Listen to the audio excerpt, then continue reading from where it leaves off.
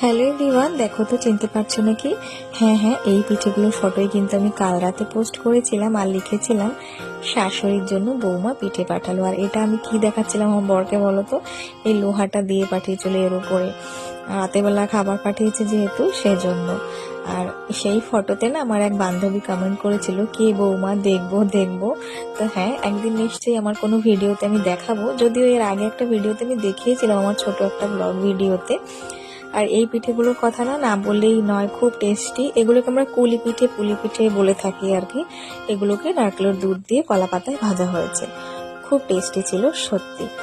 আর সন্ধ্যাবেলা সবাই মিলে আমরা এটাই খেয়ে নিয়েছিলাম। আর তারপর দেখো এখানে একটা গিফট খোলা হচ্ছে, এটা আমার হাজবেন্ডের টিচার ডের গিফট। অফিসে রেখে এসেছিল, ভুল করে আনতে মানে ভুলে গেছিল আর কি। তো সেটাই আজ নিয়ে এসে খুলছিল। তা আমি বলছিলাম একটুখানি দেখাও ভালো করে, আমি একটু দেখাই ভিডিওতে। খুব সুন্দর একটা শিব পার্বতী ছিল, দেখো।